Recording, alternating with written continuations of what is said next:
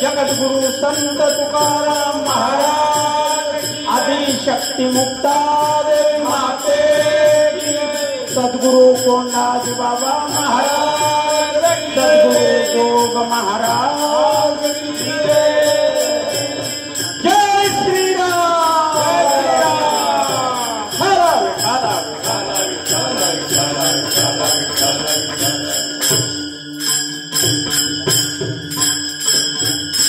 गुरुर् ब्रह्मा गुरुर्विष्णु गुरुर्देव महेश्वर गुरुर् साक्षात परब्रह्म तस्मै श्री गुरवे नमः।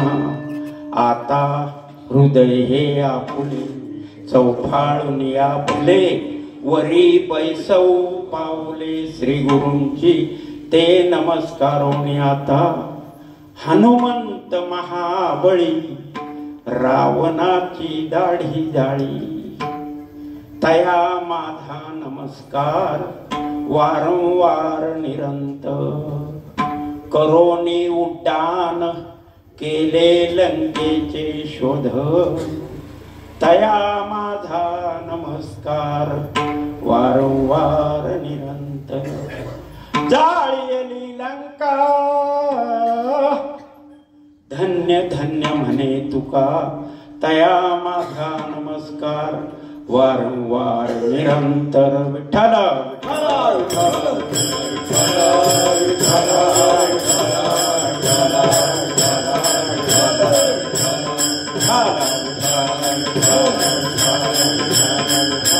कुंडलिका वरदे हरित श्री ज्ञानदेव बजरंग बली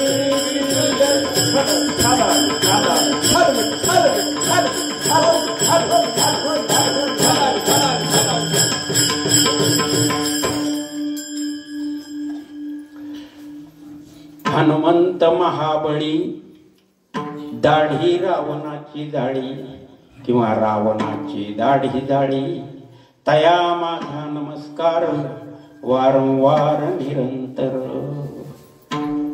आजच्या सेवेचं प्रयोजन उपस्थित बंधू भगिनींना सांगण्याची गरज नाही, कारण आजच्या या शुभदिनी जगाला आरोग्याची शिकवण देणारे बल, धैर्य, स्वामीनिष्ठा, शक्ती, युक्ती आणि भक्तीचं मार्गदर्शन करणारे रामरायाचे एकनिष्ठ सेवक आणि हनुमंतराय किंवा मारुतीराय यांचे आज जयंती आहे. विठ्ठल विठ्ठल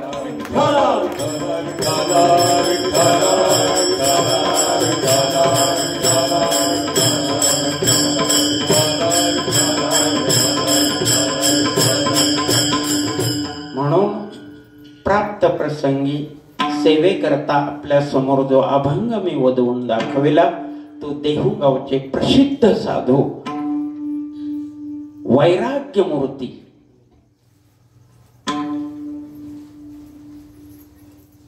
बरोबर जगद्गुरु तुकाराम महाराज यांचा आणि यांच्या गाथेतील पौराणिक प्रकरण म्हणून प्रसिद्ध आहे. त्यामध्ये आणि हनुमंतरायांची स्तुती करून त्यांच्या महान कार्याचा गौरव करून त्यांच्या चरणी वारंवार नतमस्तक होतात. विठ्ठल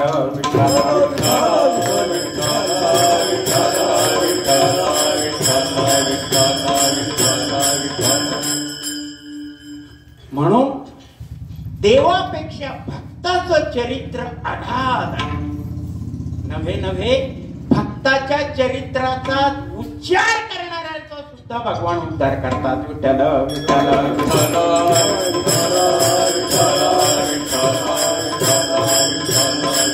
भगवंताला ते सुद्धा प्राणाहून प्रिय असतात.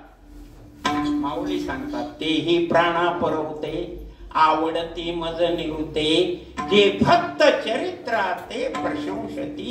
असे भक्ता माझी अग्रगण्य असलेले अगदी हीन कुळात कपी कुळात जन्माला येऊन वैष्णवा माझी अग्रगण्य ठरलेले हनुमंतराय आहेत. नाथ महाराज सांगतात भागवतामध्ये योनी जन्मला मरकट तो वैष्णवा माझी अतिश्रेष्ठ हनुमंत म्हणावया कनिष्ठ ऐसा पापिष्ट कोण आहे. हनुमंत वैष्णवा माझी अग्रगण्य आहे काय सांगायचं.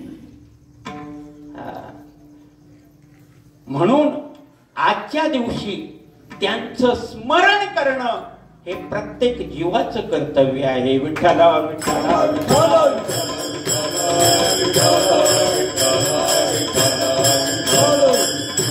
त्यांचं जर स्मरण केलं तर जीवाला 8 फायदे होतात.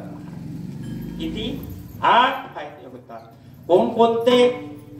बुद्धिर्बलम यशो धैर्यम आरोग्यम त्वमरोगता निर्भयत्वम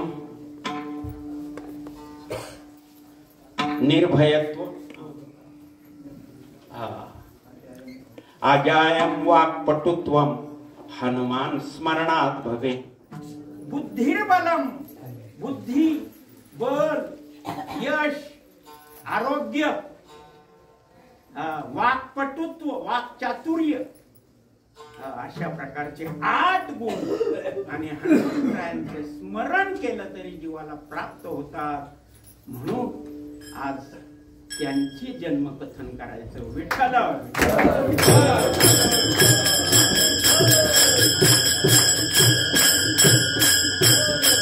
हनुमंतराय म्हणजे शक्ती, युक्ती आणि भक्ती यांची देवता आहे महाराज. हनुमंतरायांनी स्वामीनिष्ठा शिकवली. आपल्या स्वामीवर कसं विश्वासानं राहावं, किती विश्वास संपादन करावा याची गुरुकिल्ली नव्हे तर हनुमंतांच्या नंतर झालेल्या सगळ्या भक्तजनांनी आणि भक्तीचं वर्म हे हनुमंतरायांना विचारलेलं आहे. हनुमंतराय, तुम्ही रामप्रभूंचे भक्त आहात, तर आम्हाला भक्तीचे मार्ग, भक्तीच्या वाटा दाखवा. काय भक्तीच्या त्या वाटा, काय भक्तीच्या त्या वाटा, काय भक्तीच्या त्या वाटा, काय भक्तीच्या त्या वाटा.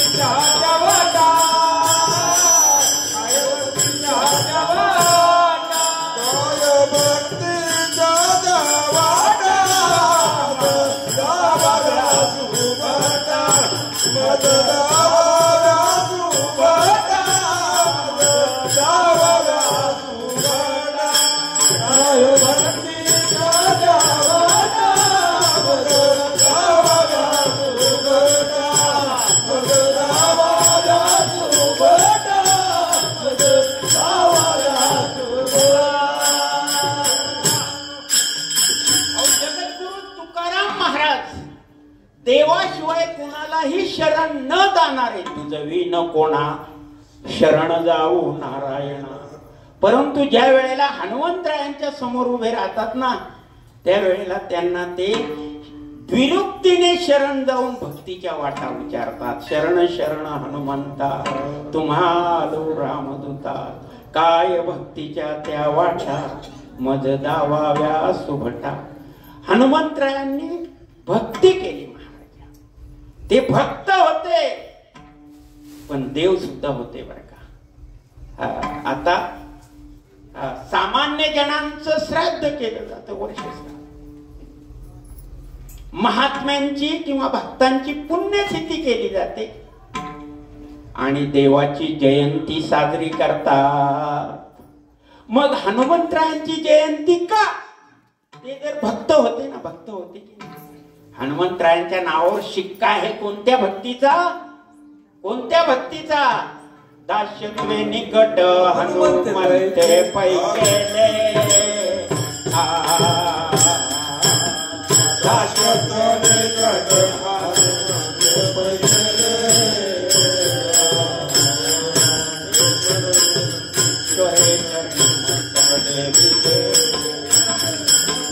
देखिले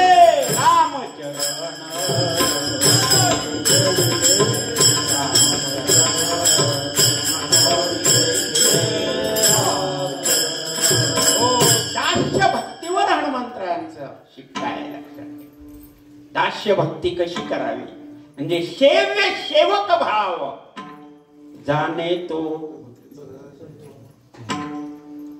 जाणे भक्तीचा जिव्हाळा. भक्ती कशी करायची परमात्म्याची हे हनुमंतरायांनी शिकवावं महाराज. मग ते भक्त होते. आपल्याला माहिती किती स्वामीनिष्ठा काय सांगा. सगळी कामं त्यांनी केली महाराज. हनुमंतरायांनी सगळ्यांवर उपकारच केले. सीता मातेचा शोध प्रभूंवर उपकार, राम सीता भेट सीतामाईवर उपकार. लक्ष्मणावर संजीवनी द्रोणागिरी आणल्याचा उपकार. द्रोणागिरी तो आणला लक्ष्मण वाचविला, लक्ष्मण वाचविला, द्रोणागिरी तो आणला लक्ष्मण वाचविला, लक्ष्मण वाचविला, लक्ष्मण वाचविला.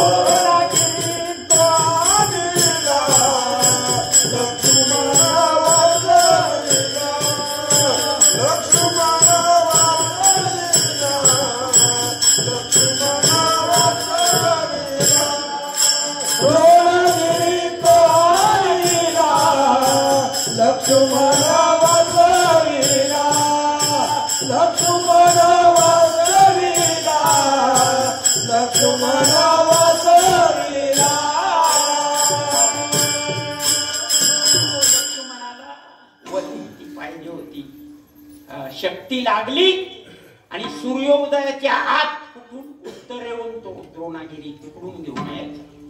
साधी गोष्ट नव्हती. कोण करणार? हनुमंतराय निघाले. जय श्रीराम. लगेच सगळा डोंगरच वल्ली माहित नव्हती, सगळा द्रोणागिरीत उचलला आणि घेऊन आले सूर्योदयाच्या आत. लक्ष्मणावर उपकार, नंतर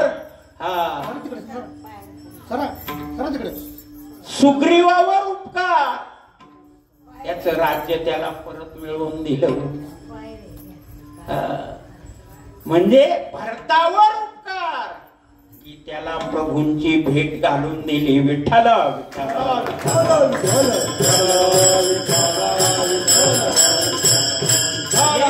प्रभू आगमनाची वार्ता ऐकल्यावर भरताला जो आनंद झाला तो अवर्णनीय अशा प्रकारचा आहे.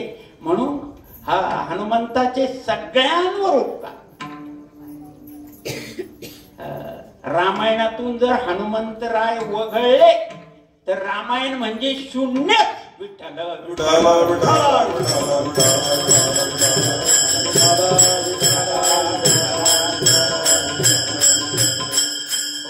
किष्किंधा कांडामध्ये हनुमंतरायांचा प्रवेश होतो. महाराजा हनुमंतराय किती बलशाली आहे.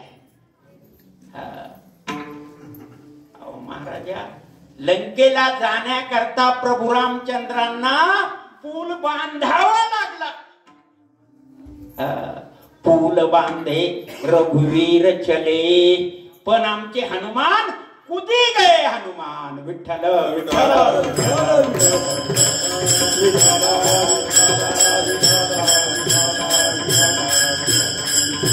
पुंडलिका वरदे विठ्ठल श्री ज्ञानदेव तुकाराम पंढरीनाथ भगवान.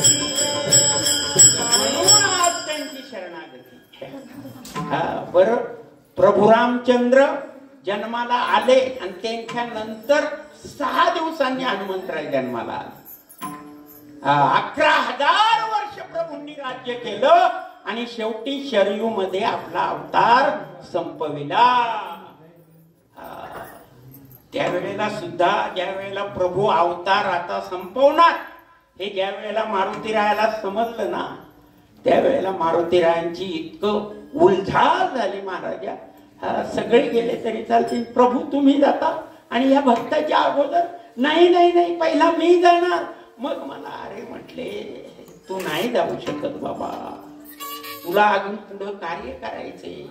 जोपर्यंत हे जग आहे, सृष्टी आहे, तोपर्यंत तुला कार्य करायचं.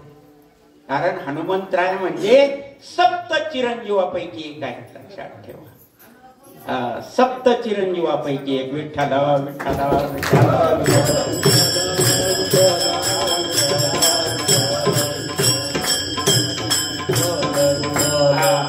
अश्वत्थामा बलिर्व्यासो हनुमान च विभीषणः कृपया परशुरामस्य सप्तैते चिरंजीविनः. 7 चिरंजीव जगामध्ये आहेत, त्याच्यामध्ये हनुमंतरायांचा नंबर आहे. म्हटले हनुमंता वेड्यासारखं करू नको. देव म्हणाले तुला अजून कार्य आहे, तू चिरंजीव आहे. चिरंजीव असल्यामुळे त्यांची जयंती. हनुमंतरायांची जयंती का साजरी करायची? तर गीताशास्त्रामध्ये असं सांगितलेलं आहे की जे देवाचे विग्रह आहेत, अयोनिज विग्रह, अयोनी संभव, त्यांची जयंती करायची. म्हणजे योनीद्वारे न आलेले आणि योनीद्वारे जे येतात ते सामान्य. दोन प्रकारचे जन्म सांगितले शास्त्रात. एक पार्थिव जन्म आणि दुसरा दिव्य जन्म. पार्थिव जन्म कुणाचा? पंचमहाभूतांचं हे आपलं शरीर आहे. शरीर कशाचं? पंचभूतांचा गोंधळ. पृथ्वी, आप, तेज, वायू आणि गगन याचं शरीर बनलेलं आहे. म्हणून हे पार्थिव शरीर आहे, ते जाणार आहे. तो सगळ्यांनाच तो जन्म आहे, त्याला पार्थिव जन्म म्हणतात. म्हणजे तो योनीद्वारे आहे, परंतु दिव्य जन्म देवांचा आहे. हनुमंतरायांचा जन्म दिव्य आहे. विठ्ठल विठ्ठल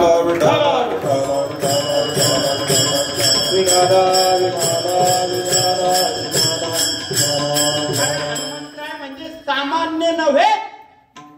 अहो ते देवाधिदेव भगवान शंकराचे अवतार आहेत.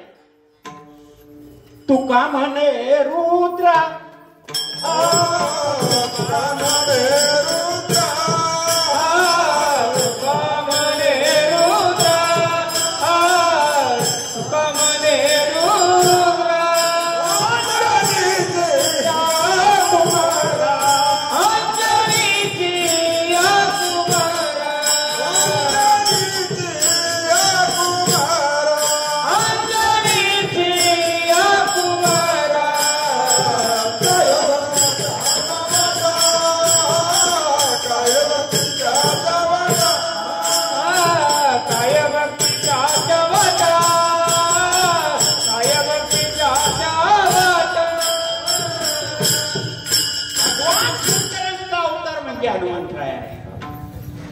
कारण संकटामध्ये, दुःखामध्ये आपल्या भक्ताला सहाय्य करणारी एकच देवता आहे, ती म्हणजे हनुमंत आहे. मग कुणीही तिचं कलियुगामध्ये स्मरण करा. अहो आपल्या देशात असं गाव नाही की तिथं हनुमंताचं मंदिर नाही. जिथं मंदिर ते गाव विठ्ठल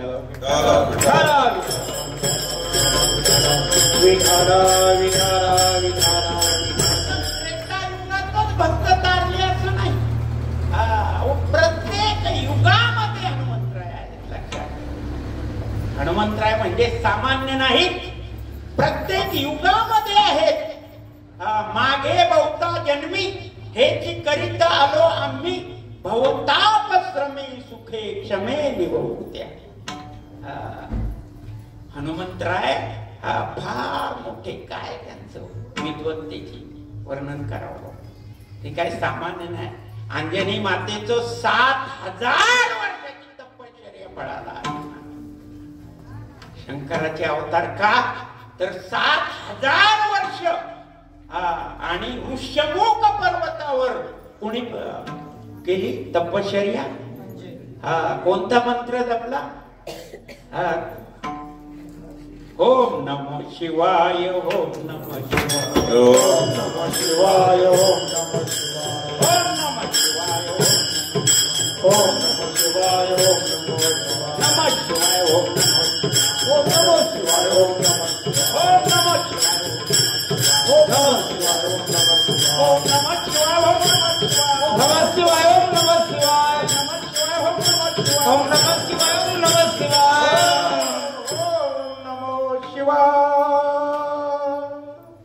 7000 वर्षे कशाला म्हणतात?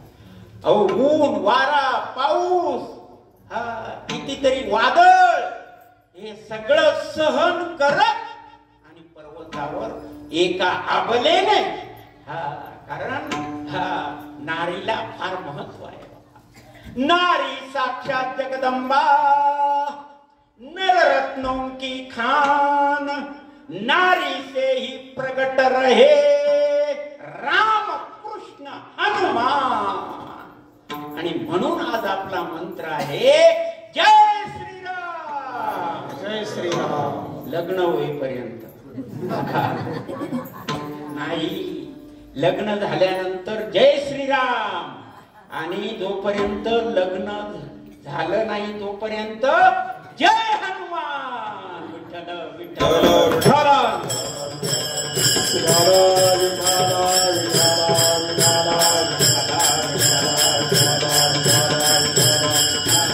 किती वर्षांनी होते.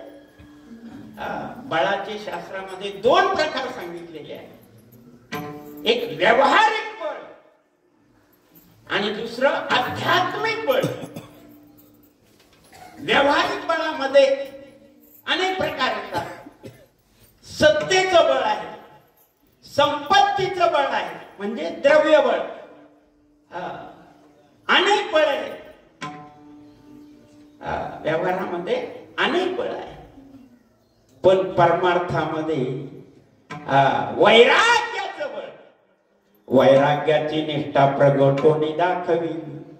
विवेकाचं बळ, विवेक पाहिजे तो हनुमंतरायांकडे आहे.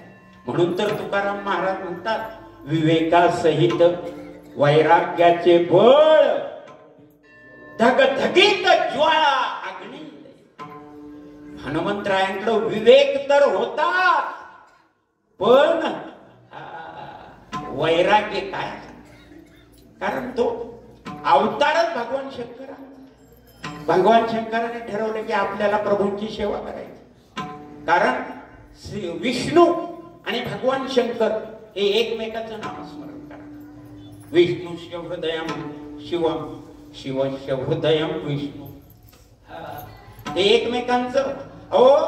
भगवान शंकर रामाचं चिंतन करतात, रामाचं नामस्मरण करतात. महाराज सांगतात ना एके ठिकाणी विठ्ठल विठ्ठल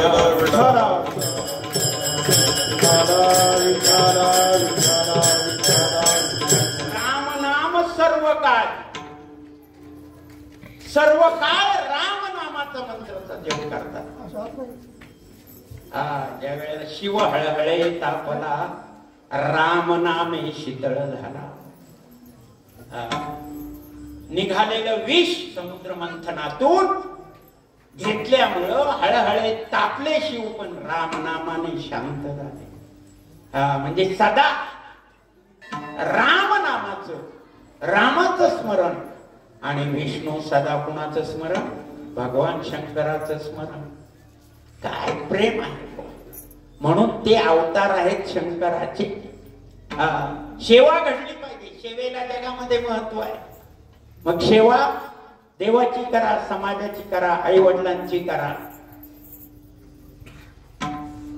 पण सेवा करा. सेवा भाव पाहिजे. तो सेवा भाव हनुमंतरायांनी दाखवला. का? भगवान शंकर होते म्हटले आपल्याला सेवा करायची देवा. मग कधी कशी सेवा करायची? सेवा करत असताना आपला भार देवावर राहिलाच नाही पाहिजे. देवावर भार नको आहे. सेवा करायची, स्वामीकडे जेवायचं ना, मला कपडे नाही ना, मला अमुक नाही, तुम्ही द्या. नाही नाही नाही, तो विचारच नाही. म्हटले या करता आपण कपी अवतारामध्ये, म्हणजे कोणत्या वानर अवतारात, वानराला किंवा कपीला काय कपड्याची काय, माणसाला मुख्य 3 गोष्टींची गरज असते. अन्न वस्त्र निवारा. आता वाढल्यात 2, आरोग्य आणि शिक्षण. विठ्ठल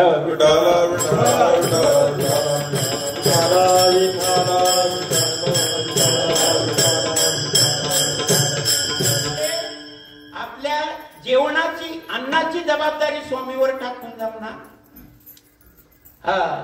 वस्त्राची जबाबदारी टाकून जमणार, निवाऱ्याला काही घर वगैरे नाही. मग असा कोणता अवतार? त्यावेळेला त्यांनी केलं की हा वानर अवतार. म्हणजे कपी अवतारामध्ये आपल्याला सेवा करता येईल. म्हणून प्रभूंनी ज्या वेळेला राम अवतारामध्ये त्रेतायुगात अवतीर्ण झाले, त्यावेळेला भगवान शंकर आणि कपी झाले, निघाले. पार्वती माता आली म्हणली तुम्ही निघाले. मला म्हणजे तुझं काय काम आहे? मी जाणार आहे रानावनामध्ये, फिरणार, खायला नाही, अन्न नाही, कपडा नाही, तू कशाला तिथे? नाही म्हणले जिथं शिव तिथं शक्ती, मी तुमच्या बरोबर येणार. अरे येणार कशी? कसे येणार म्हणजे तुम्ही व्हा कपी, तुम्ही हनुमान व्हा आणि तुमची शेपटी मी होईल.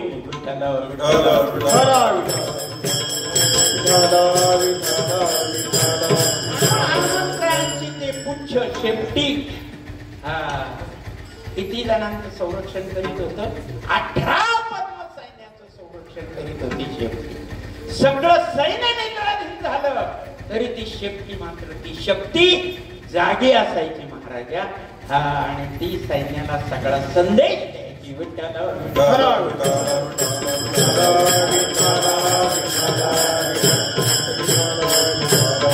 हनुमंतराय बलवान झाले, सर्व देवांचा वर मिळाला होता महाराजा.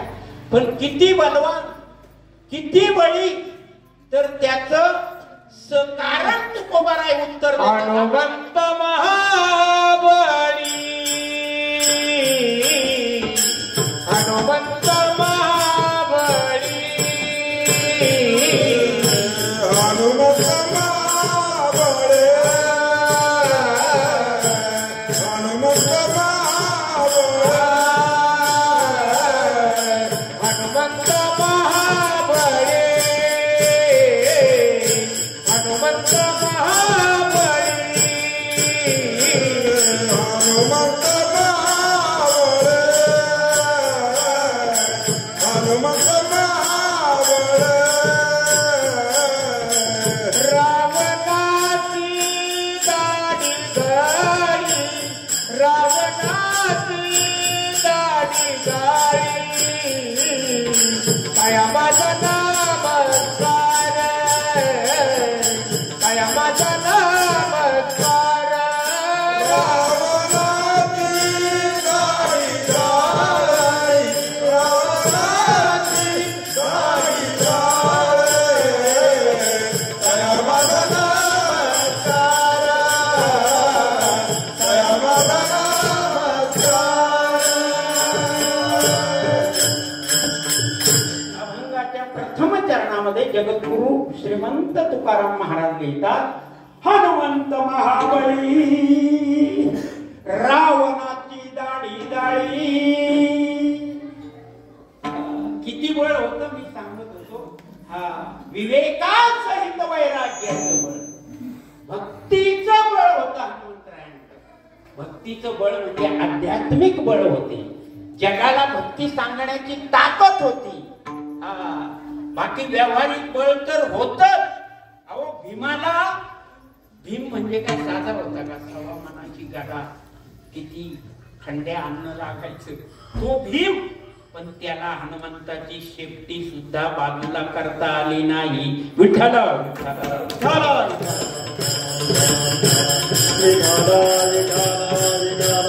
शेपटी कसा बाजूला करेल? शेपटी म्हणजे शक्ती, शक्ती म्हणजे बळ. आणि म्हणून तुकोबाराय म्हणतात की हनुमंत महाबळी. हनुमंत हे नाव केव्हा पडलं? आपल्याला अभंगाच्या संदर्भातून बोलायचं. हनुमंत कारण ज्या वेळेला हनुमंतराय जन्माला आले त्यावेळेला फार भूक लागली. आई फळे आणण्याकरता अंजनी माता गेली. पण त्याला सांगितलं जे लाल रक्त रंगाचं फळ आहे ते खायचं. आणि सकाळी सूर्योदय झाले, लाल अगदी सूर्य दिसायचा ना, त्याचं ते बिंब, त्याला वाटलं हे फळच आहे. म्हणून जन्मल्याबरोबर सूर्याला फळ म्हणून खाण्याकरता धावणारा विठ्ठल.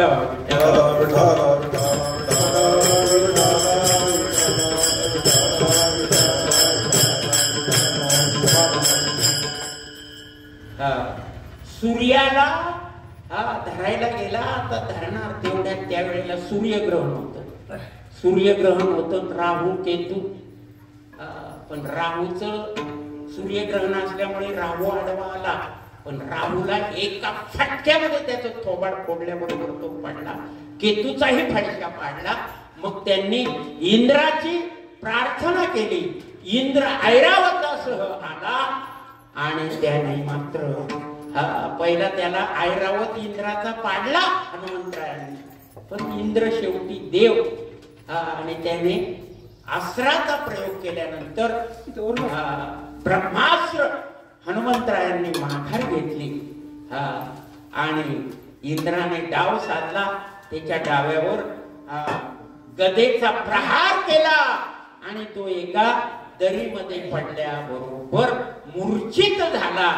आणि म्हणून त्याच्या मांडीवर म्हणजे हन म्हणजे मांडीवर गदेचा प्रहार झाला, मूर्छित झाला. नंतर वायुदेव येऊन बाळतो उचलिला, अवघा चिरोधीला प्राण तेथे. मग ती बरीच कथा आहे. पण हनुमान हे नाव तेव्हापासून मारुतीरायांना पडलं. विठ्ठल विठ्ठल.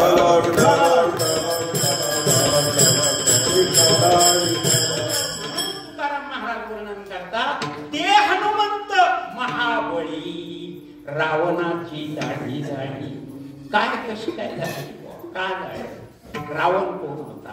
रावण तर भक्त होता भगवान शंकराचा, आणि हे तर भगवान शंकराचे अवतार आहे. मग असं कसं काय? हे कशा करता? विठ्ठल विठ्ठल.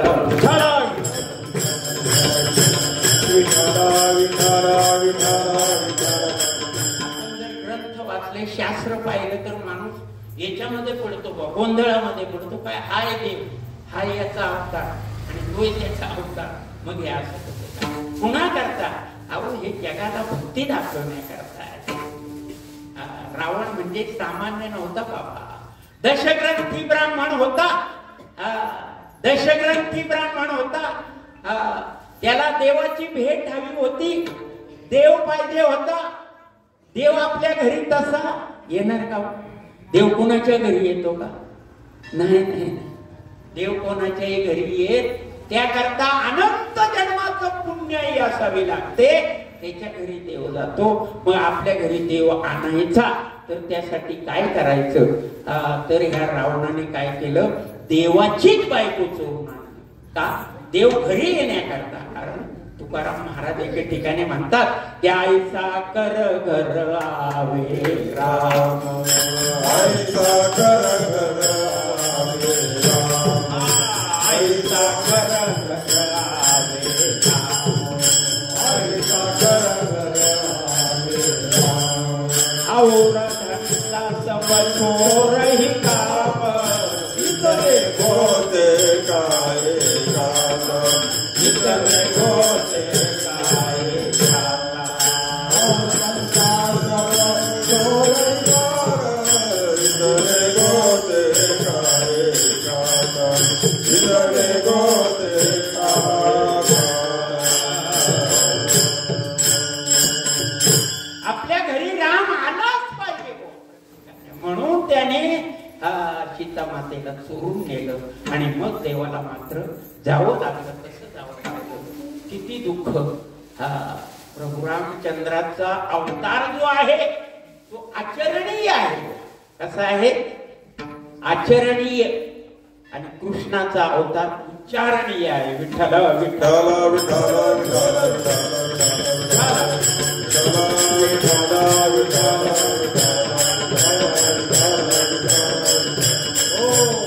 प्रभू रामचंद्रचं जीवन म्हणजे एक वचनी, एक वाणी आणि एक पत्नी.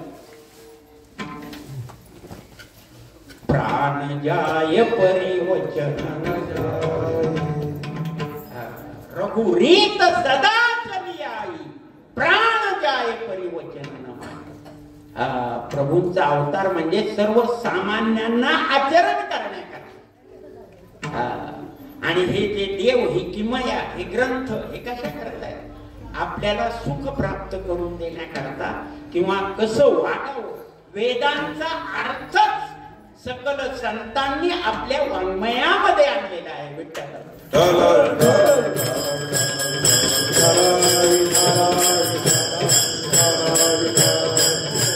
हनुमंतरायांचं बळ किती. सीता मातेला तर प्रभूंना वनवास पत्करावा लागला. काय महाराज, काय ऐन राज्याभिषेकाच्या वेळी कैकेयी मातेने आपले 2 वर मागून घेतले. एका वराने माझ्या मुलाला म्हणजे भरताला राजगादी, आणि दुसऱ्या वराने श्रीराम प्रभूंना 14 वर्षाचा वनवास. आणि आईच्या वचनासाठी, कारण तो अवतारच 8वा अवतार होता बा. कशा करता? आपल्या माता पित्यांचं वचन पूर्ती करता. सप्तमा अवतार अयोध्या पूर्वासी सखा राम होशीन पितृवचनाचे नेमेसी राहुलिया वनवासी बाळा. पितृवचन पाळण्याकरता प्रभू रामचंद्र वनाला निघाले आहेत, वल्कल घातलेले आहेत. आता जे वाल्मिकींनी लिहून ठेवलं त्या पद्धतीने बोलिला वाल्मिक तैसेची करी वर्तोनी दावी. लक्ष्मण निघाले, सीता माता तयार झाली. प्रभूंनी विचार केला, सुकुमार पावलांची ही जनक कन्या सीता देवी आणि इतकं तिचे कोमल पाय आणि ती वनामध्ये येईल कशी, तू येऊ नकोस. ती म्हटली मला यायचंय.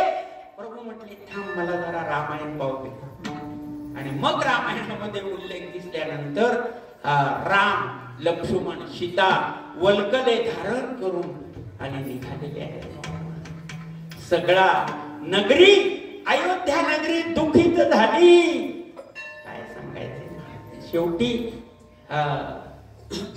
पायाने अनवाने पायाने रघुनंदन पायी गेला. दंडकार तिथं आल्यानंतर प्रभूंनी रोज पूजा करायची, झोपडी बनवायची, तिच्यात राहायचं. आणि एक दिवस रामाने असा विचार केला की देव आपल्या घराला आलाच पाहिजे, म्हणून वेशांतर करून, कारण राक्षसी मायावी असतात, वेशांतर करून प्रभू रामचंद्र आणि त्यांचा मामा जो होता मारीच त्याला सोनेरी हरिण बनवलं. आणि सीता मातेच्या दृष्टीला ते चमकू लागल्याबरोबर मला त्या सुवर्ण कंचुकी पाहिजे. कंचुकी समजतं ना, सगळे चोळी हरणाची. प्रभू रामचंद्र हरणामागे गेले आणि राहिलं कोण? लक्ष्मण राहिले होते. पण थोड्या अंतरावर गेल्यानंतर लक्ष्मणा धाव, लक्ष्मणा धाव असा त्या मारीच मायावी राक्षसाने आवाज काढल्याबरोबर सीता मातेच्या कानावर गेला आणि तिने सांगितलं की विठ्ठला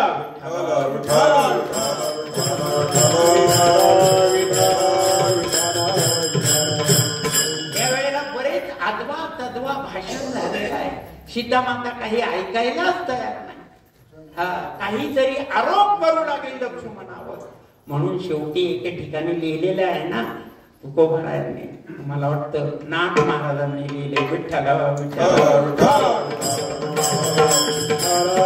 अपराधी शब्द शराने दुखित उर्मिला पती कधी भेटेल रघुपती. मी अपराधी शब्द शराने, म्हणजे मी लक्ष्मणाला आदवा तद्वा बोलले म्हणून तर माझे आणि प्रभूचा वियोग झाला नाही, अशी ती अशोक वनामध्ये शोक करते आहे. विठ्ठला लक्ष्मण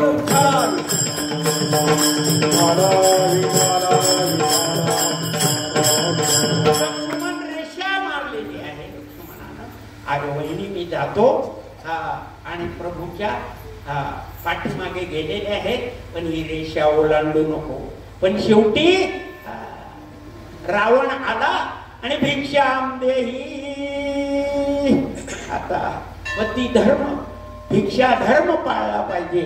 म्हणून सीता माता आतमध्ये, आता त्याला सगळं माहीत नाही येऊ शकत, म्हणून सीता माता ती रेषा ओलांडल्या बरोबर याने काखेत घातली आणि पळवून नेली. आता मध्यंतरी अनेक प्रसंग आले, अनेकांनी अडवण्याचा प्रयत्न केला, पण अशोकवनामध्ये नेऊन ठेवली. कुणालाही पत्ता लागला नाही. मग प्रभू आणि लक्ष्मण वेडे झाले महाराजा. प्रभू तर वेडे झाले. झाड झुडपांना विचारू लागले माझी सीता कुठे आहे. आणि मग त्यावेळेला सीता कुठे आहे त्याचा शोध घेण्याकरता ते चाललेले आहेत.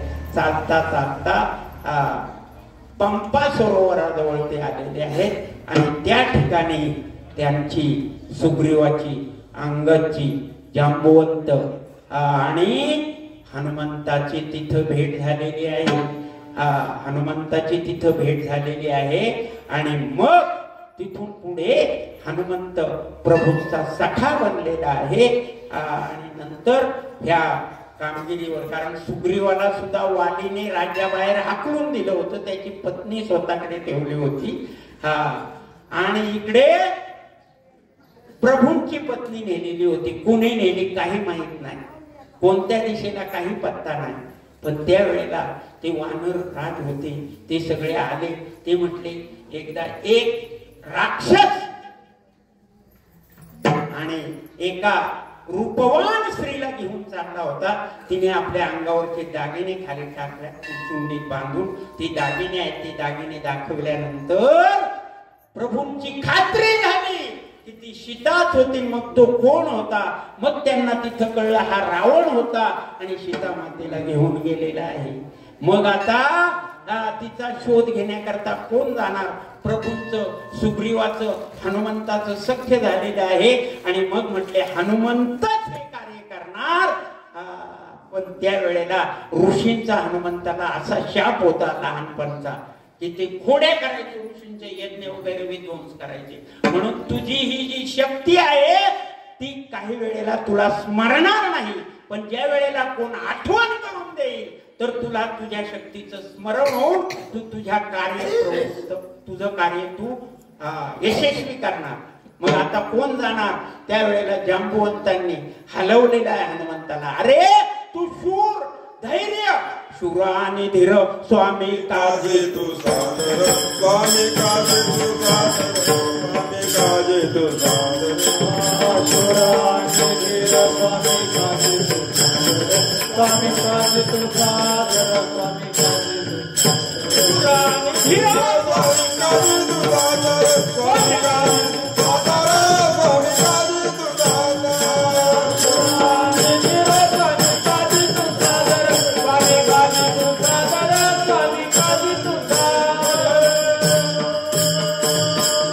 मग खांद्याला हलवून जय श्रीराम म्हटल्याबरोबर शक्ती जागृत झाली ना हनुमंतराय प्रभूच्या कार्याकरता, सीता शोधा करता निघालेले आहेत. तर आडवा समुद्र लागला, एवढा मोठा विस्तीर्ण समुद्र. पण त्याही ठिकाणी हनुमंतराने जय श्रीराम करून जी उडी मारली तर थेट लंकेमध्ये काही अडचणी आल्या, पण थेट लंकेमध्ये रावणाच्या राजवाड्यावर गेले. राजवाड्यावर गेले आणि मग तिथून शोधत शोधत शोधत शोधत इथे ह्या राजमहालात, त्यावेळेला त्यांनी हे आपलं रूप ठेवलं नाही, सूक्ष्म रूप धरी, सूक्ष्म रूप धारण केलं आणि सगळीकडे पाहिलं, सीता माता काय दिसेना. मग अंतर्ज्ञानानं पाहिलं तर अशोकवनामध्ये सीता माता शोक करते आहे. वासुकीच्या बने सीता शोक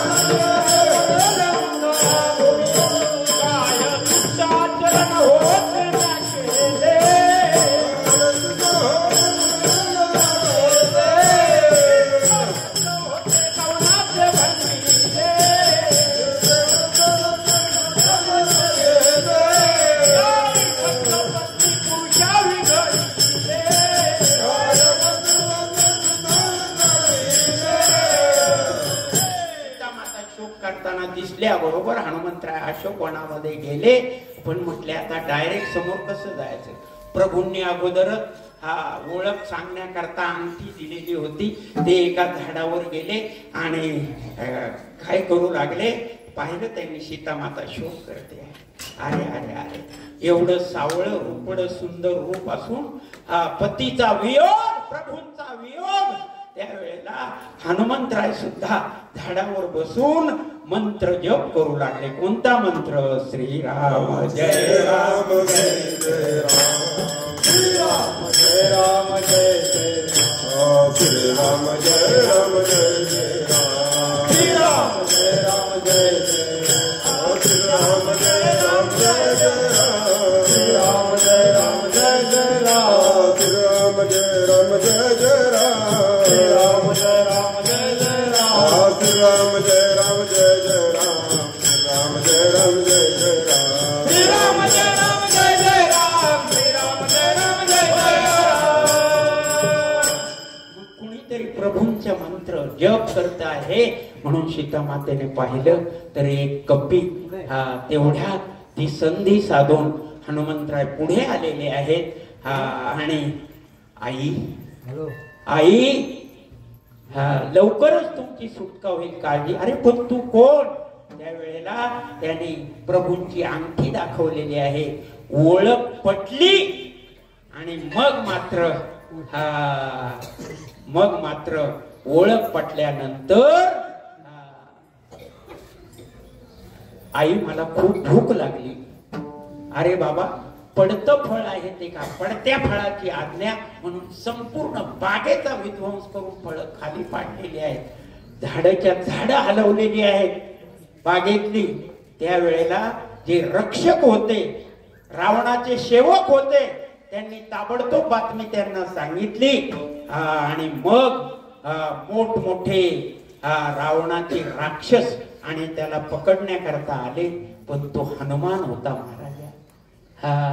सर्व देवांची शक्ती त्याला प्राप्त झालेली होती. सर्व अस्त्र निपुण हनुमंतराय होते. त्यांना काय करणार? कोणाचे? शेवटी सगळ्या राक्षसांना मारलं. शेवटी रावणाने इंद्रजिताला पाठवलं आपलं. पण इंद्रजिताने कपट कारस्थान केलं, ब्रह्मास्त्राचा प्रयोग केला. ब्रह्मदेवाचा अपमान नको म्हणून हनुमंतरायाने स्वतःला बांधून घेतलं आणि नेलं. पण सीता मातेचा शोध मात्र लागला.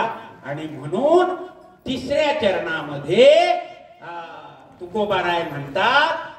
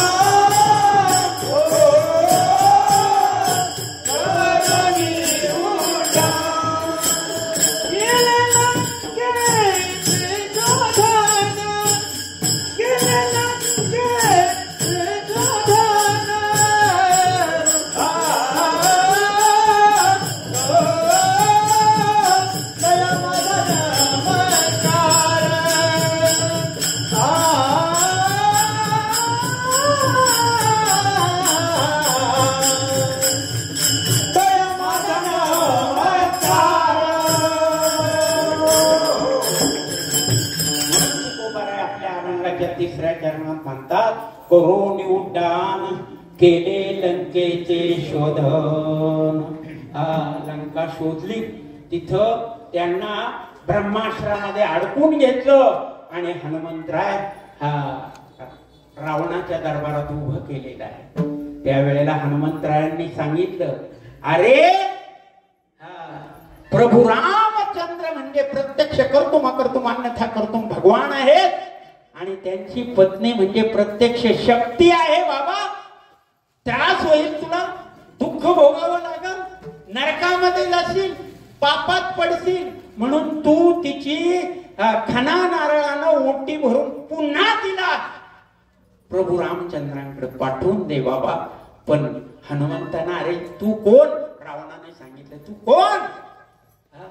कपी अवतारात होते त्यामुळे त्याची निर्भत्सना केलेली आहे. त्यावेळेला म्हटले एवढंच नाही तर रावणाने आज्ञा केली का याच्या शेपटीला, ह्या वानराला जाळून टाका, शेपटीला चिंध्या बांधा आणि जाळून टाका. तर त्या शेपटीला चिंध्या बांधताना साऱ्या लंका नगरीच्या चिंध्या जमा केल्या, गुंडाळल्या, पण काय ती शेपटी, आता ती शक्ती होती महाराज. शेवटी आज्ञा केली जा ते सीता माते. त्यावेळेला आपली शेपटी कमी केली, आपसून घेतली आणि रॉकेल ओतून रावण सेवकांनी, राक्षसांनी शेपटी पेटून दिलेली आहे. आणि मग म्हटले आता काय करायचं, पहिला कुणाला याचा प्रसाद द्यायचा, म्हणून पहिली रावणाची दाढी जाळली. म्हणून महाराज म्हणतात हनुमंत महाबळी रावणाची दाढी जाळी, रावणाची दाढी जाळी, रावणाची दाढी जाळी. हनुमंत महाबळी रावणाची दाढी जाळी, रावणाची दाढी जाळी, रावणाची दाढी जाळी. पहिला रावणाची दाढी जाळून टाकली, मग रावणाचं सगळी लंका दहन, सगळा राजवाडा जाळला पहिला. मग सगळे पाहत राहिले, सगळे राक्षस सैरबैर झाले. म्हटले हे काय, एक साधं वानर आणि एवढं सगळं प्रताप. शेवटी सगळ्या लंकेला आग लावली, लंका जाळून, आणि परत ते समुद्र तीर पार करून आलेले आहेत. म्हणून आणि तुकाराम महाराज शेवटच्या चरणामध्ये म्हणतात जाळीली लंका, जाळीली लंका, जाळीली लंका, जाळीली लंका.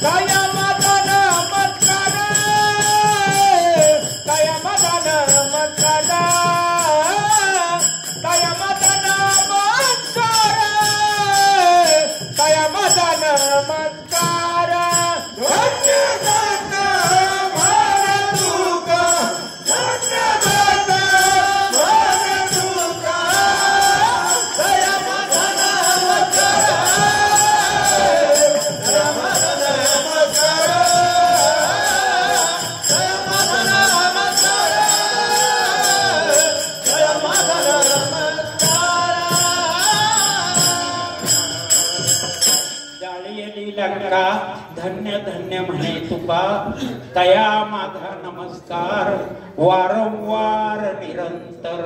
विठोबार कुमार, विठोबार कुमार, कुमाई ढोबार कुमाई, ढोबार कुमाई, ढोबार कुमार, ढोबार कुमाई, ढोबार कुमार, ढोबार कुमार, ढोबार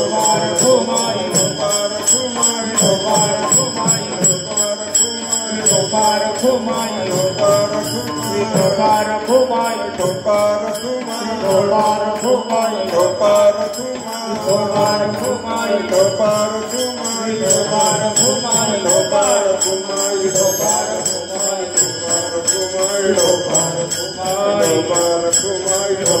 ढोबार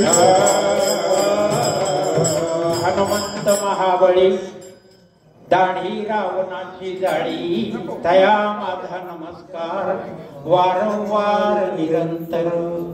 असे शौर्यवान, धैर्यवान, बलवंत, यशवंत, कीर्तिवंत असणारे आमचे हनुमंतराय, त्यांना तुकोबाराय आणि दुसऱ्या चरणातून नमस्कार करतात, वारंवार नमस्कार करतात. तया माझे दंडवत कपी कुळे हनुमंत. म्हणून त्यांचं यथावकाश अगदी थोड्या वेळात त्यांची जन्मकथा थोडक्या वेळात सांगायची आणि सेवेला विराम द्यायचा. विठ्ठल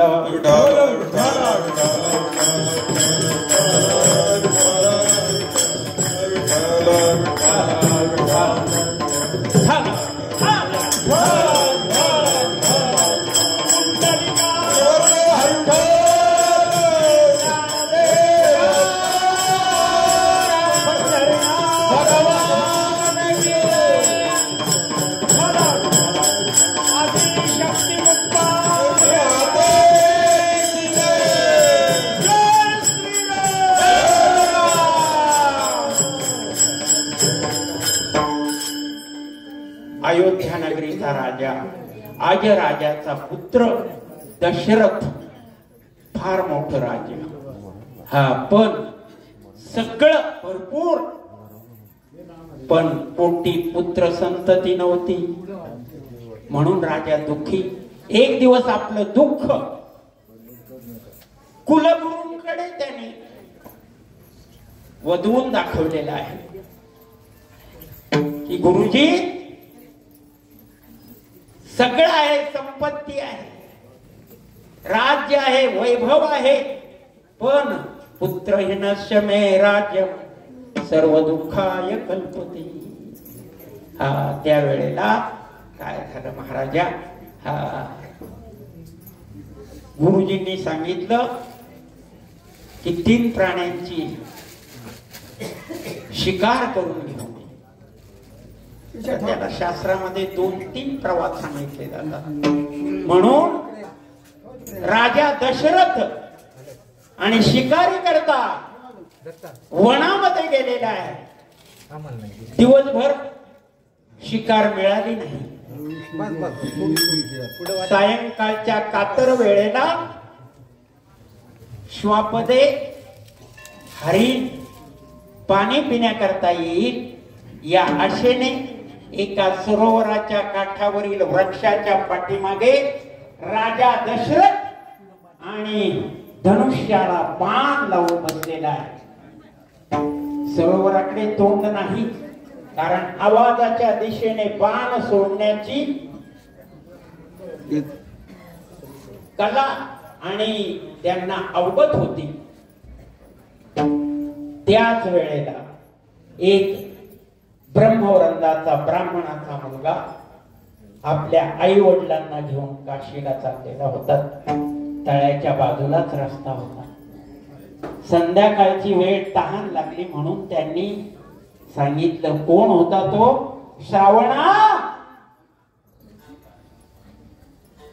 आईबाप म्हणतात त्याने, तहान लागली रे बाळा, इथे पाणी कुठे मिळेल का? म्हणून कावड रस्त्यावर ठेवली आणि पाणी आणण्याकरता श्रावण बाळ झारी घेऊन त्या तळ्यामध्ये गेलेला आहे.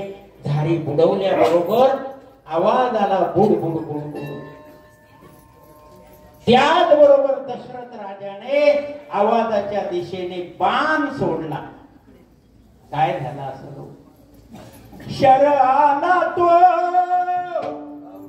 धावून आला काळ, विव्हळला श्रावण बाळ. हा आई, आई घे दीर्घ सोडून श्वास.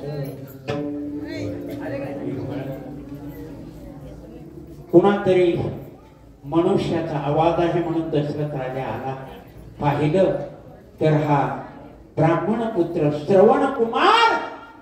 अरे, त्याने सांगितलं, राजा माझ्या आई वडिलांना खूप तहान लागलेली आहे, पाणी घेऊन जा पहिला. त्यांना पाणी पाज. पण तू कोण आहे सांगू नको. श्रावण बाळाने देह ठेवलेला होता महाराजा. ज्या वेळेला दशरथ राजा ते पाणी घेऊन गेला त्यावेळेला बाळा तुला त्रास झाला का? पाणी घ्या नंतर मी सांगतो, पण तू सांगितल्याशिवाय आम्ही पाणी घेणार नाही. ते श्रावणाचे माता पिता होते महाराजा.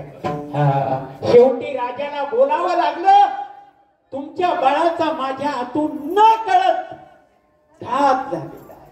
हे ऐकल्या बरोबर काय त्यांचा अंतकर्म झाला असं माता पित्यांचा उलघट झाली बाबा. त्यांनी श्रावण श्रावण श्रावण हे प्रभो का दाखविसी दुःखाचे डोंगर म्हणून आणि देह सोडलेला आहे.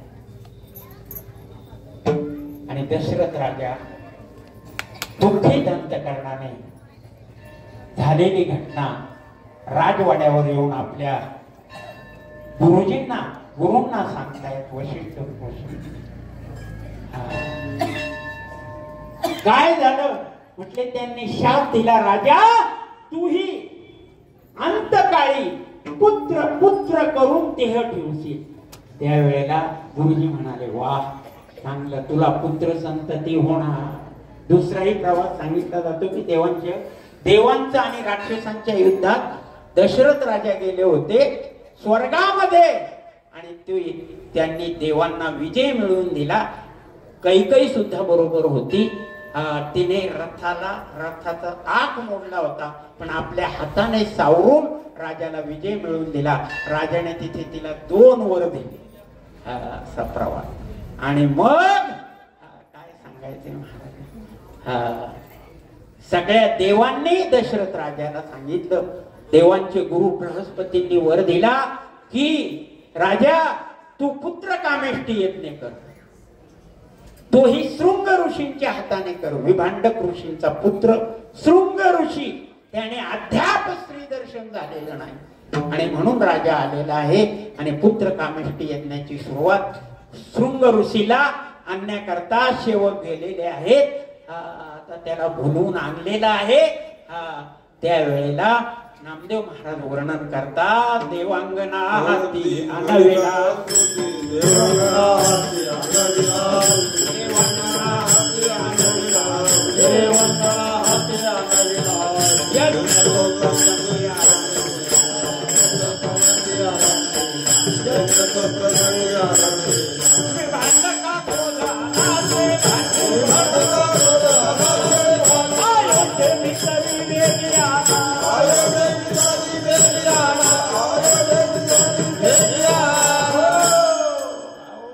लगेच इकडे देवांगनांकडून शृंग ऋषीला आणलं गेलेलं आहे.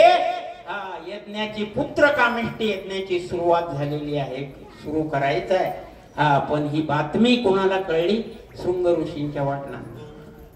विभांडक ऋषींना ते धावतच क्रोधित झाले आणि धावत कुठं आले? अयोध्येमध्ये आले. पण तिथे आल्याबरोबर पाहिलं तर काय झालं होतं तिथं? तर दशरथ राजाला संतती नसल्यामुळे त्यांचा मित्र शांतनु राजा त्यांची मुलगी शांतना दत्तक दिलेली होती. तिचा विवाह आणि शृंग ऋषीची लावून ते अनंत सोहळा साजरा होत होता. विठ्ठल विठ्ठल.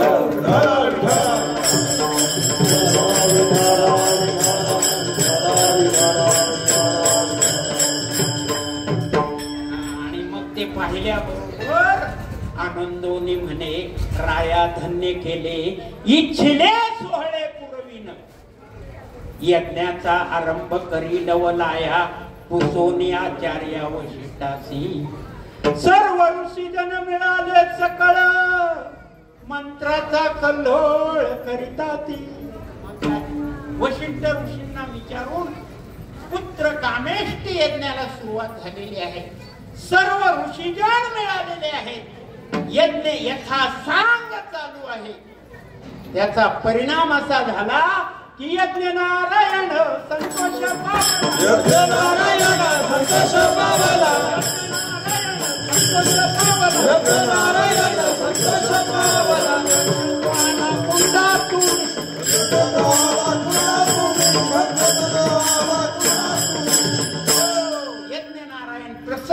आलेले आहेत आणि ते कुंडातून बाहेर प्रसादाचं पात्र घेऊन आलेले आहेत आणि त्यांनी लगेच सांगितलेलं आहे कुणाला, ते पात्र वशिष्ठ ऋषींच्या हातामध्ये दिलेलं आहे. जर हे तिघे राणींना 3 हे प्रसाद द्या, प्रसादाचा हा पिंड द्या, त्यांना पुत्र झाल्याशिवाय राहणार नाही. राजा तू सुखी होशील. विठ्ठल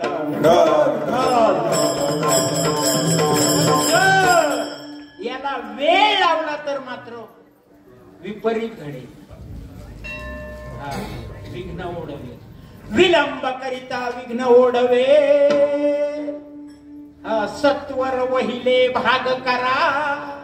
मग लगेच राजाने वशिष्ठाकडून 3 भाग केले त्याचे आणि त्याच्यातील पहिला भाग, प्रथम तो भाग प्रसादाचा, कौशल्यशी निधला तेने क्रोधाला कनिष्ठेसी. आता काही म्हणजे त्या युद्धापासून दशरथ राजाची लाडकी राणी होती, पण काही माता म्हणजे पातिव्रत्याचं रूप. विठ्ठल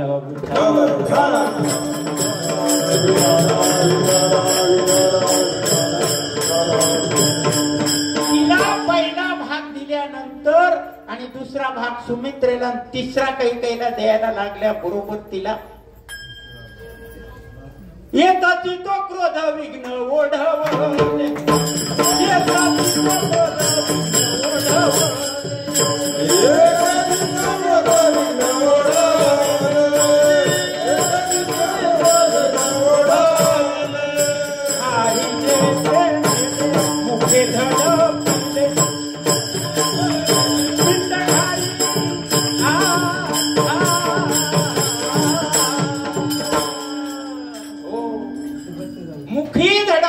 पिंड घारी, तो पिंड घारीने धडपला. आता ती घार कोण होती, ती तिथं कशाला आली? तर इकडे ऋष्यमुख पर्वतावर अंजनी माता तपश्चर्या करीत होती आणि तिला तप करता करता ऋष्यमुख पर्वती अंजनी तप करी. 8वीला अंतरी सदाशिव तपाची अंती शिव झाले प्रसन्न. माग वरदान काय इच्छा, काय मागितलं तिने? भगवान शंकर प्रसन्न झाले. वरम ब्रूहि माते, कारण सगळा कैलासामध्ये हाहाकार झाला. बा कोण भगिनी आहे की जी 7000 वर्ष ऊन वारा पाऊस वादळ कशाचीही तमा न बाळगता ओम नमो शिवाय सगळ्या वाऱ्याने सर्व भूतलावर त्या मंत्राचा पुनर्ध्वनी उमटू लागला. महाराज ओम नमः शिवाय, ओम नमः शिवाय. त्यावेळेला पार्वती मातेनं विचारलं कोण आहे? म्हणले ही अंजनी माता आहे. माझ्या नामाचं स्मरण, मंत्राचं स्मरण 7000 वर्ष करते आहे. मग आता मला तिची इच्छा पूर्ण करण्याकरता जावं लागेल. म्हणून भगवान शंकर आलेत, प्रसन्न झालेत. वरम ब्रूहि, मग तिने काय वर मागावा? तुझ आईचा व्हावा मज पुत्र, ज्ञानी भक्त पवित्र उत्तम गुणी.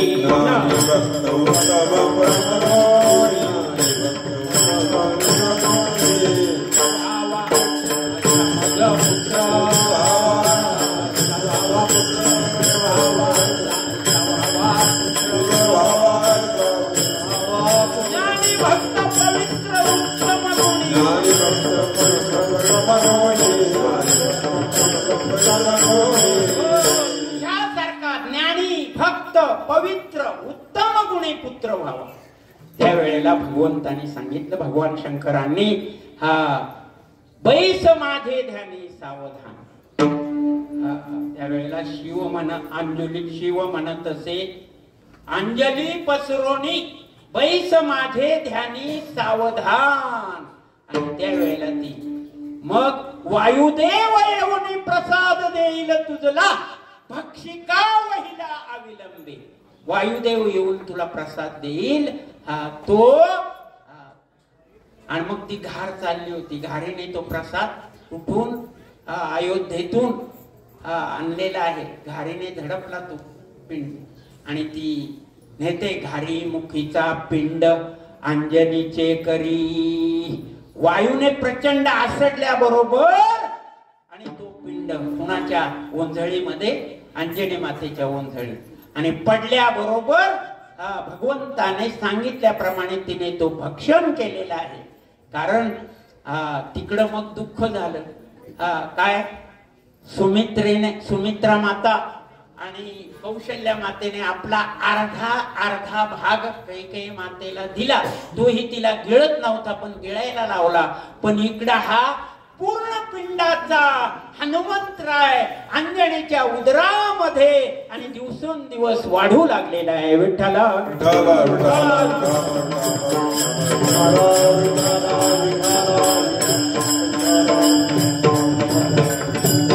हो.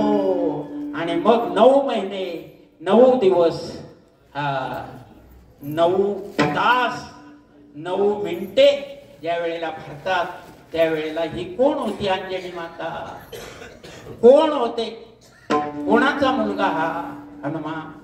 तर केसरी नावाचा वानर आणि त्याची पत्नी ही अंजनी, आणि त्या वानराच्या पोटी आणि त्यांचा होता.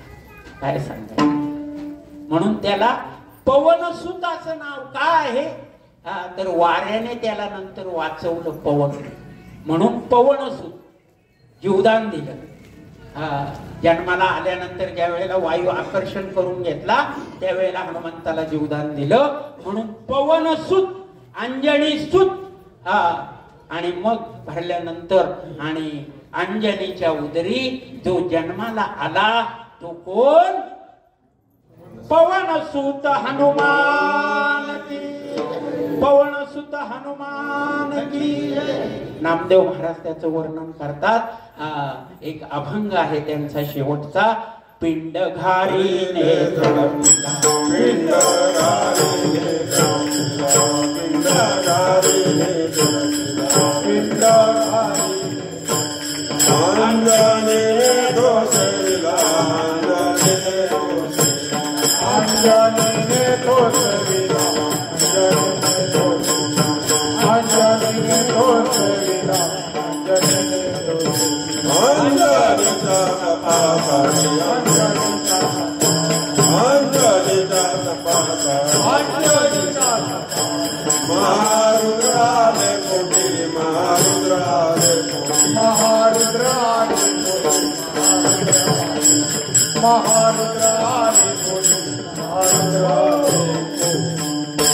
घार होती की जिने तो पिंड आणला. ती घार कोण होती? तर ती सत्य लोकामध्ये नाचणारी अप्सरा होती. स्वर्गातील अप्सरा सत्य लोकामध्ये नाचणारी. सुवरच्या नामे स्वर्गीची देवांगना ब्रह्मशापे जान घारी झाली.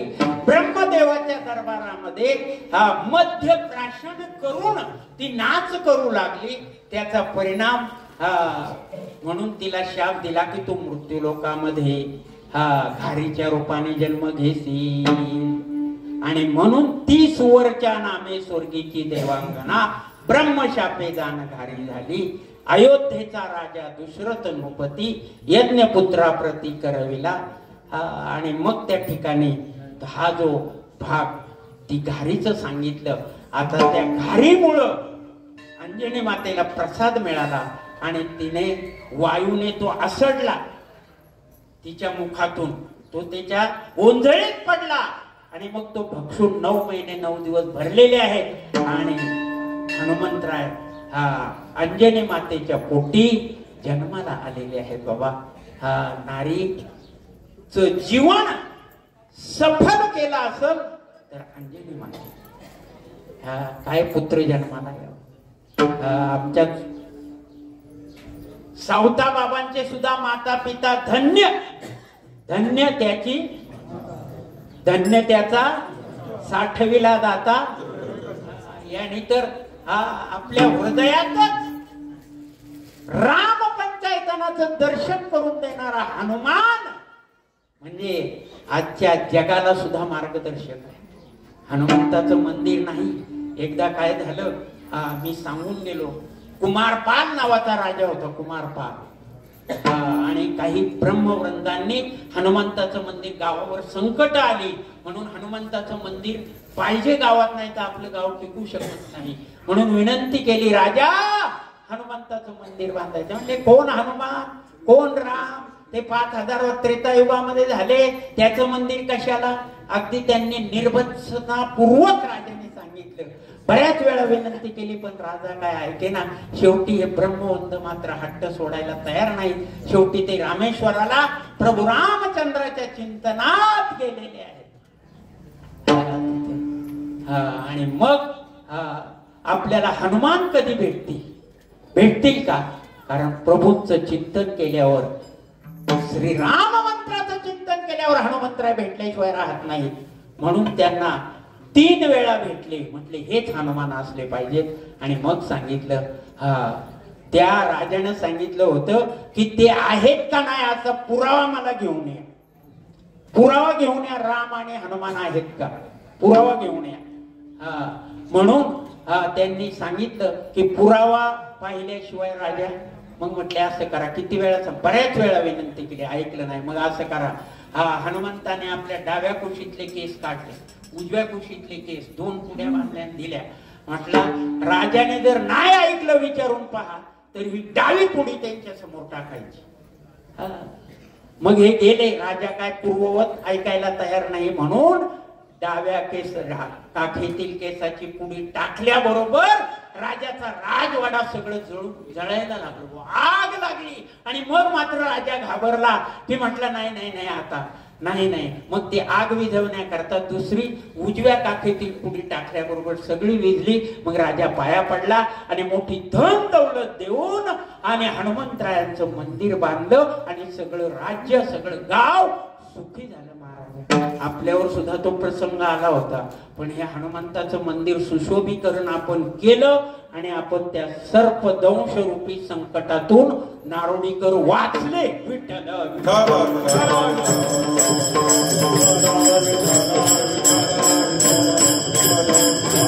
असा बलिवंत असा हनुमंतराय अंजनीच्या पोटी जन्माला आला.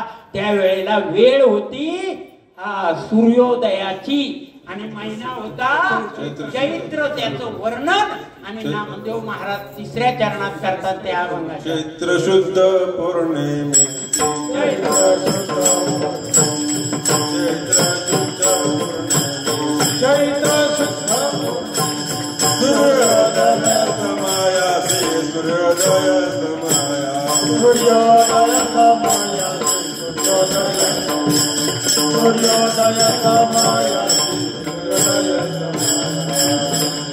शुद्ध पौर्णिमा पूर्ण तिथी आणि सूर्योदय समयाला आणि हनुमंतराय जन्माला आले. नामदेव महाराज वर्णन करतात, महारुद्र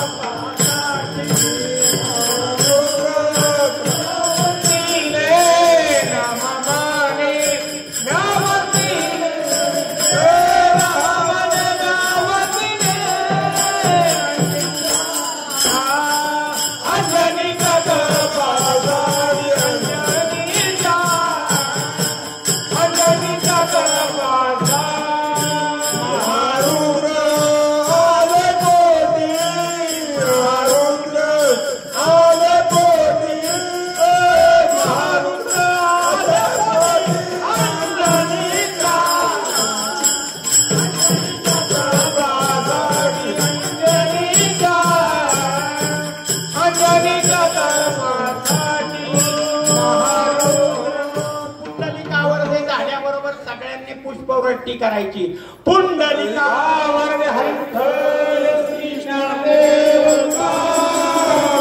हरिनाथ भगवान की माऊली ज्ञानेश्वर महाराज आणि माया शक्ती मुक्ताई भजरंगबली की जय. राम लक्ष्मण जानकी जय बोल. राम लक्ष्मण जानकी जय बोलो हनुमान. राम लक्ष्मण जानकी जय बोलो. राम लक्ष्मण जानकी जय बोलो हनुमान. जय बोलो. जय बोलो. जय बोलो. जय बोलो हनुमान. जय राम लक्ष्मण जानकी जय बोलो हनुमान. राम लक्ष्मण जानकी जय बोलो हनुमान. राम लक्ष्मण जानकी जय बोलो हनुमान. राम लक्ष्मण जानकी जय बोलो हनुमान. जय बोलो हनुमान. जय बोलो हनुमान की जय बोलो हनुमान. जय बोलो हनुमान की. राम लक्ष्मण जानकी जय बोलो हनुमान. राम लक्ष्मण जानकी जय बोलो हनुमान की. रुद्र प्रगटले नामा महेमया वंदिले. सूर्योदय करण्याला आणि भगवंताच्या सेवेकरता भगवान शंकर आणि हनुमंतरायांच्या रूपात प्रगट झाले आणि एवढं कार्य केलं. आज सुद्धा जगाला पावन करण्याकरता हनुमान चालीसा आहे. हनुमान संकटमोचन स्तोत्र आहे.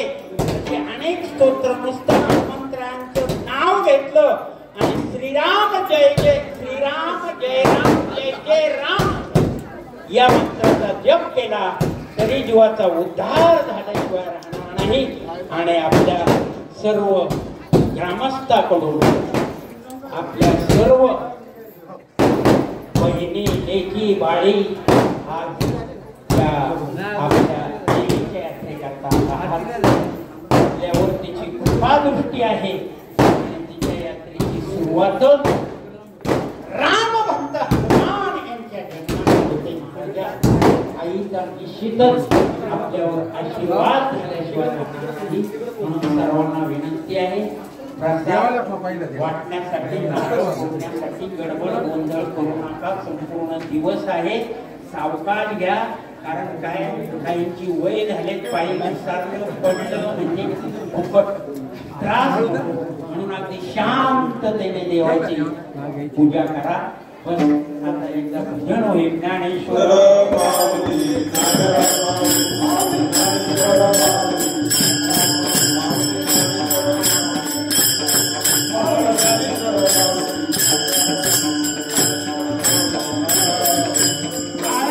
पेट घात जव वादला नाही तव साधावा परमार्थ आयुष्य व्यर्थ न करावे. जय विठ्ठल जय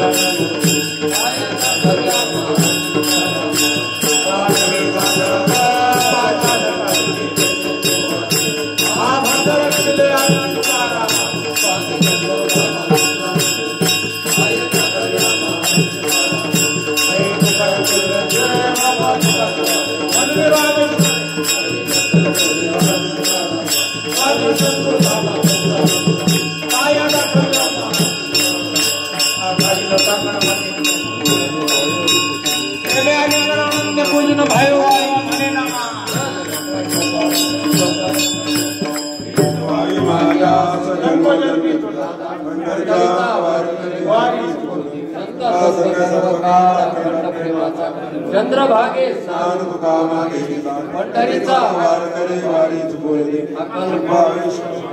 प्रति आहे शेषकरी पायी पांडुरंगा या संतांची निर्वेची मध्ये आणि तुझे काय मागुदे कार्याचा पदार्थ होई मदत केली पायी संतांच्या या संतांची निर्वेची मध्ये आणि तुझे काय मागुदे ज्ञानदेव